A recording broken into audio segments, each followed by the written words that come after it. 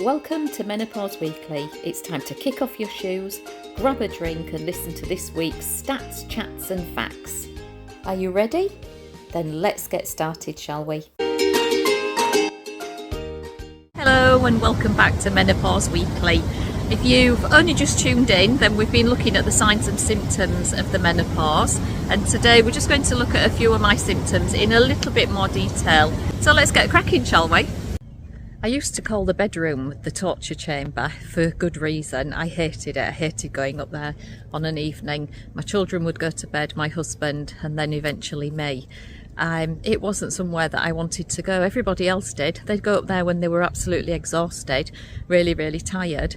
And I knew that when I got up there, exhausted and really, really tired, nothing would change. I just wouldn't get the sleep that I needed. And I'd literally be tossing and turning throughout the entire time that I was up there. It would literally be duvet on, duvet off, duvet on, duvet off.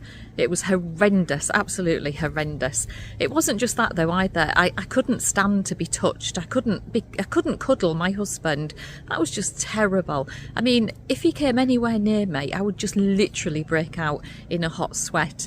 I suppose I was really lucky. I wasn't like my mum, who during the day would have day sweats. She would just break out in a really hot sweat. Her clothes would be wet through. Her face would be really, really red. And she just felt embarrassed and really uncomfortable. So I didn't have that as a symptom. But the evenings and, as I say, the torture chamber for me was just mentally and physically just grueling for me. It got to a point where I was beginning to feel mentally ill with the lack of sleep. It's just something that is really difficult to live with. Yeah, in the end I did have to go and see the GP, absolutely in floods of tears, and I said I can't carry on like this. I'm just not sleeping. And my doctor eventually referred me to a CBT sleep clinic. It was a 12-week course that I did. It was quite difficult for me at times, but it did kind of make a little bit of a difference for a very short period of time afterwards. I think during that time I was more hopeful than anything else, so it gave me that drive and willingness to push on, because at the end of it perhaps I would be able to sleep better for longer. So this was my first really big symptom. Not that I was perimenopausal, that I was completely menopausal. My periods had actually stopped at age 45, and this had been going on for absolutely years, and it went unnoticed. The second visible symptom of the menopause was straight after I'd had my daughter, and intercourse became excruciatingly painful. Now, I'd put that down to surgery due to my C-section, and I didn't really want any more medical intervention, but on reflection I should have gone sooner. My libido was suffering because of the pain during intercourse. It was only when I went to have my smear test and the doctor said there's something not right here, we're going to have to send you to the hospital and just have this looked at. Now, you could say that the hospital weren't really to blame. At the age of 45, having just had a C-section and my final child, why would anyone assume that possibly I was perimenopausal? I certainly didn't, so I'm not blaming anyone here, but obviously I was at that time. The hospital gave me some lubricants and some dildos to insert into myself. The aim was that these things would expand the vagina and make intercourse far less painful. Clearly, none of that worked, and this went on for another few years, unfortunately. Eventually, during another smear test, the doctor said this just isn't right. What we're going to do is put you on some HRT tablets that you insert into the vagina that should make this less painful. To be fair, it did. It worked brilliantly. And then when that ran out, after the month of using it, I rang the GP surgery and was told that I could get some form of gel. Not ideal. So you get the picture. Time dragged on, years later, and it got to a point where I just felt that my quality of life was terrible, and I went to see the doctor and wanted to discuss HRT.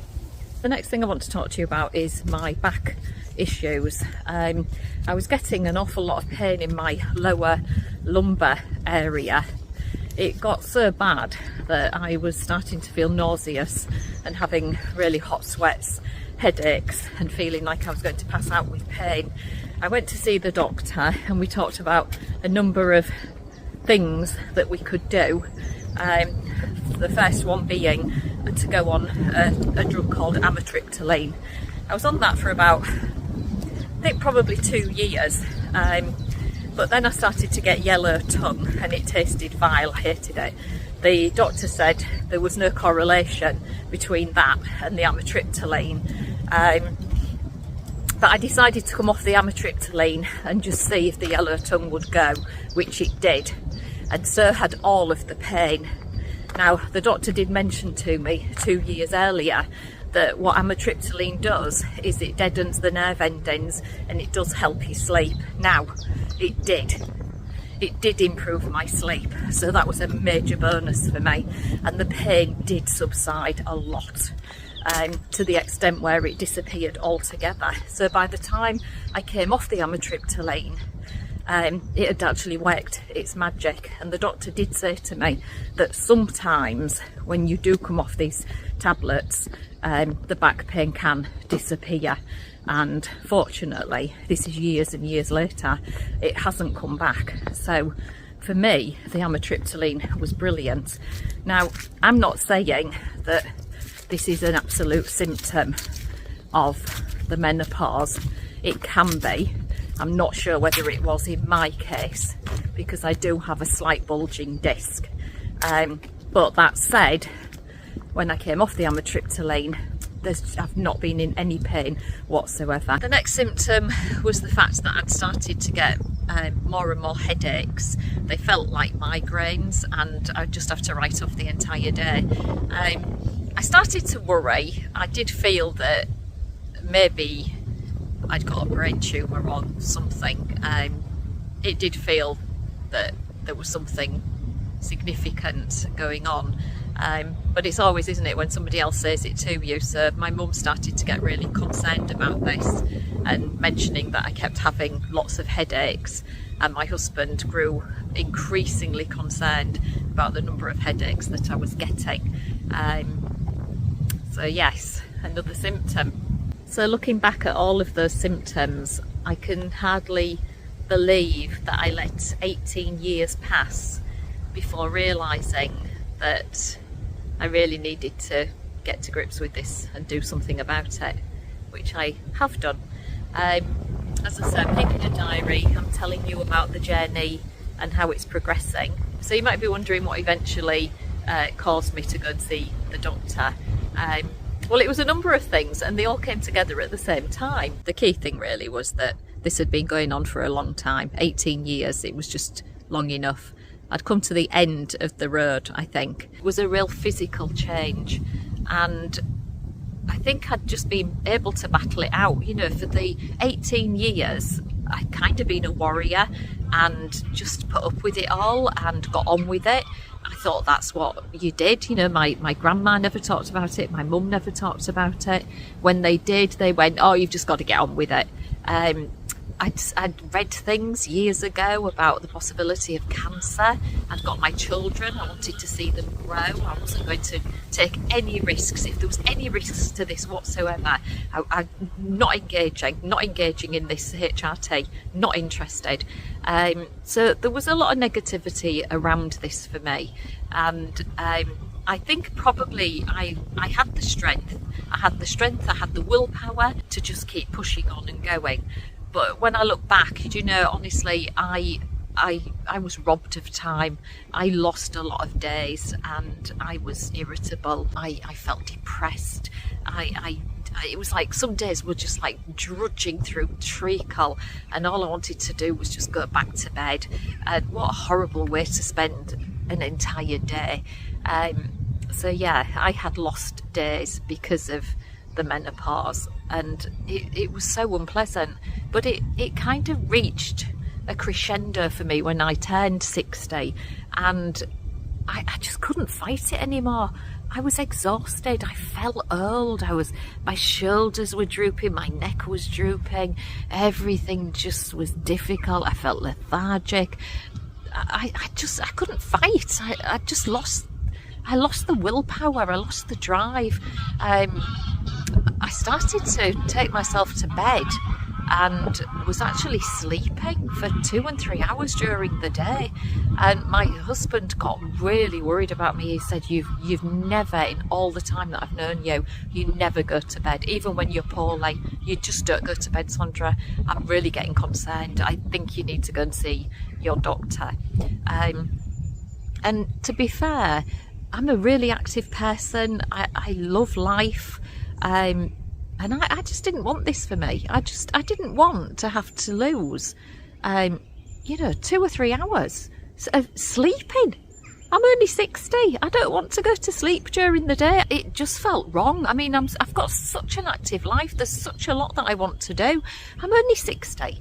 I haven't got time to be going to sleep in an afternoon. It's not what I wanted to do. So at that point, I was starting to think about HRT, and then my neighbour came across and she just started to talk to me about her journey and how difficult she was finding it, and that Davina McCall had written a book. And she said, Sandra, honestly, it's fantastic. You must buy it. Davina is so honest. She's written it with the GP. It's got such credibility and it's brilliant. I'm really enjoying Davina's honesty. I mean, some of the things she says, Sandra, it's just hilarious. But it's a real eye-opener. And I just thought, well, all right, why not? I'll get this book. I like Davina. And then it's like everything just coming together at the same time for me. Who should come on Steph's Packed Lunch but Davina McCall? And who, as a lunch mate, me, was able to ask Davina a question about HRT? And do you know what? She answered it perfectly, as did the GP that was sitting with her. And I just thought, do you know what? I've got absolutely everything to gain here and nothing. Absolutely nothing to lose. I'm going to go to the doctor and I am going on HRT. I've been brutally honest. I hope it wasn't too much for some of you. But I did feel that if I'm doing this, I do need to be really honest. It's not always easy. I'm on camera. My family might not want to watch this and it is a bit difficult.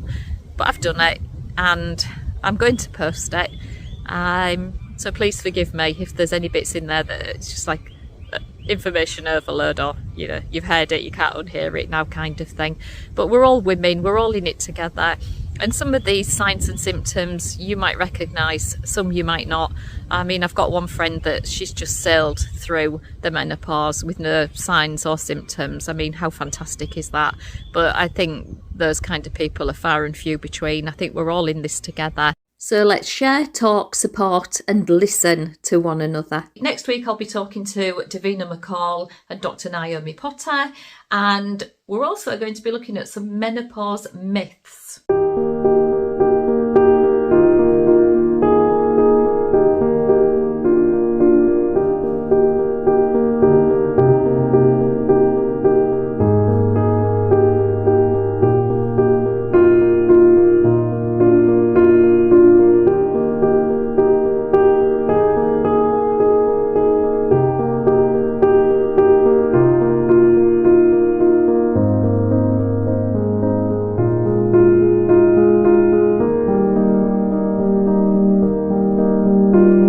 Please remember, I'm not medically qualified to give advice. I'm here to signpost and raise awareness. All information provided in this series will be relevant and up to date when posted. If you have any concerns about your physical or mental well-being, please contact a medically qualified practitioner.